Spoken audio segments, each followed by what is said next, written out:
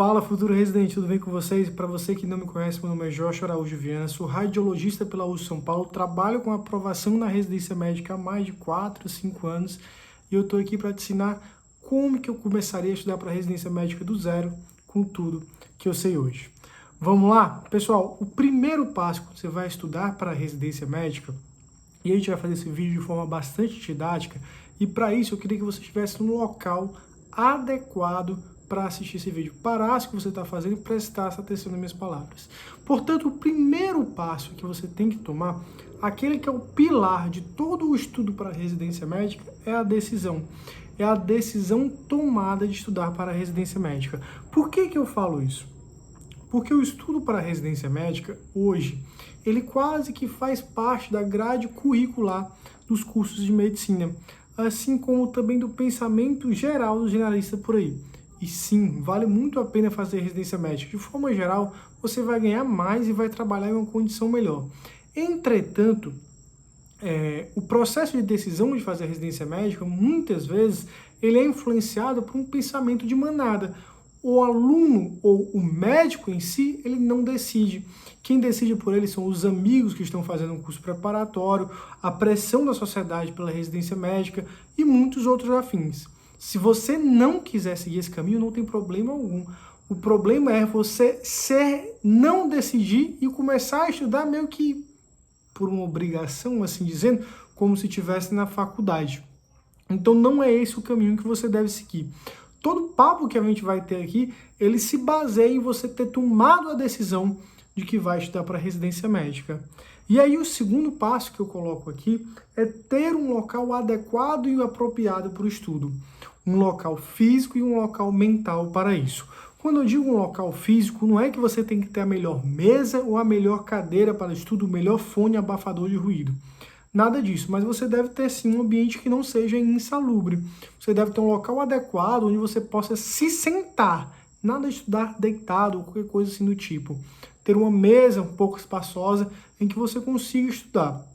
E por fim, que aquelas pessoas que estão ao seu redor reconheçam que você está no momento de preparação de estudo para a residência médica e que você tenha seu silêncio respeitado. Isso é super importante e por vezes você não consegue isso na sua casa. Tem famílias que não têm muito essa cultura do estudo. Então talvez seja o caso de você procurar uma sala de estudo ou então criar soluções mesmo. Faz parte do processo aí de aprendizado. Então, tomei a decisão, achei o meu local de estudo, qual que é o meu próximo passo? Eu, sendo Joshua Araújo Viana, recomendo fortemente você fazer um curso preparatório. Por quê? Porque o curso preparatório ele vai te mostrar, através de aulas em vídeo, um caminho muito mais fácil para você percorrer a trajetória do aprendizado. Outro ponto é que normalmente os cursos preparatórios são atualizados, e atualizações é um dos temas mais queridos pelas provas de residência médica.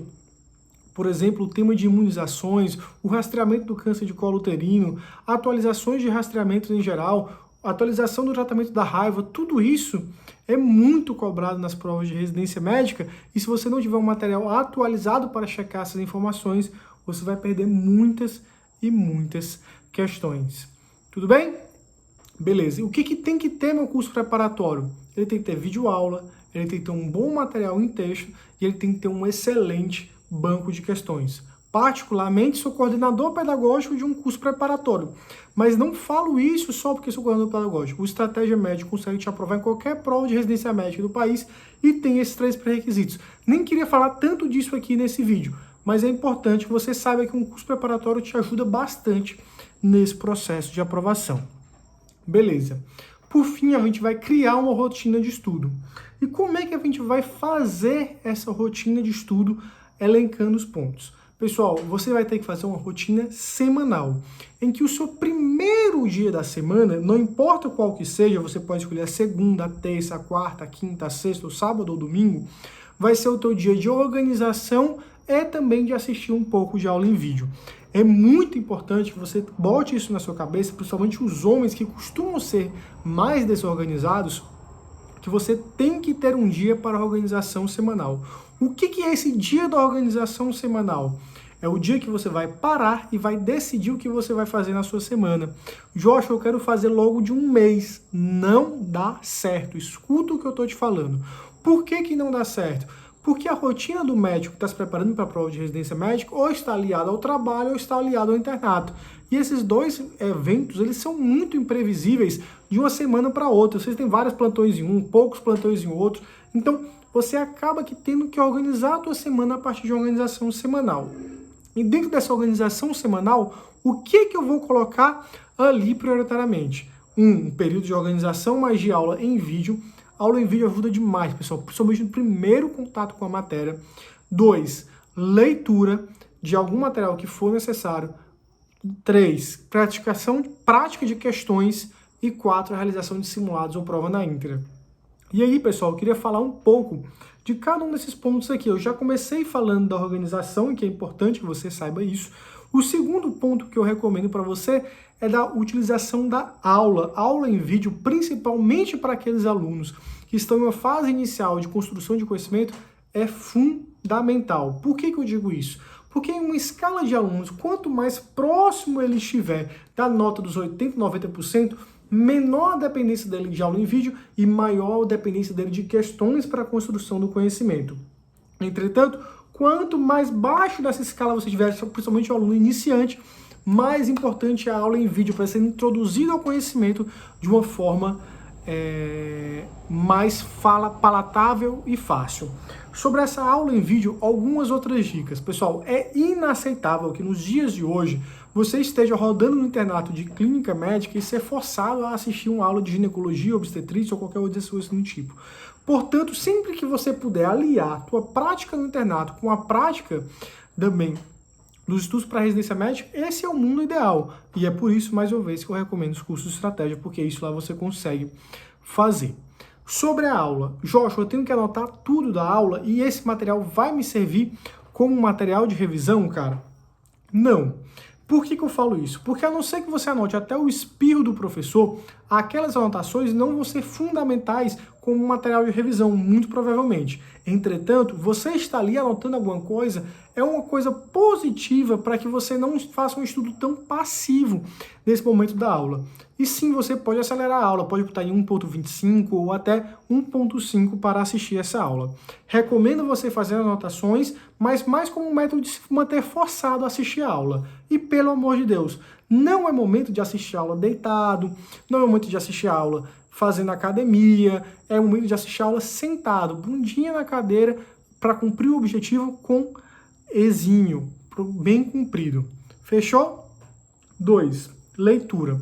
Joshua, tem que ler para ser aprovado na residência médica? Eu não tenho dúvidas quanto a isso, pessoal. E mais uma vez eu reforço. Quanto menos você estiver avançado no tema, mais você vai ser dependente de vídeo, mais você vai ser dependente da leitura e menos você vai resolver questões. Tudo bem? Beleza. E olha que para passar na prova de residência médica, você só precisa de 3 coisas. Questão, questão e questão. Mas a gente vai chegar até lá, quando você estiver mais avançado um pouco, tá?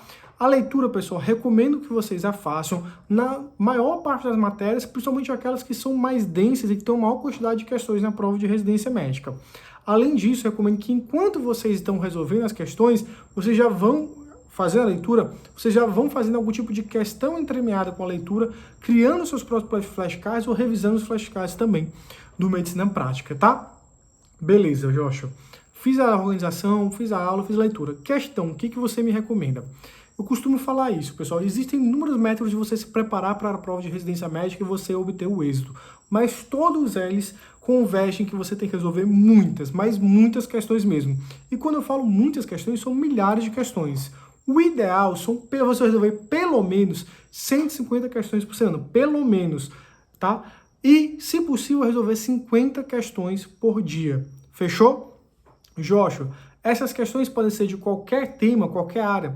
No começo, principalmente, priorize questões daqueles temas que você está estudando na sua semana. Até porque, se você for resolver questões de um tema que você não tem bagagem nenhuma, muito provavelmente você não vai aproveitar tão bem esse teu tempo.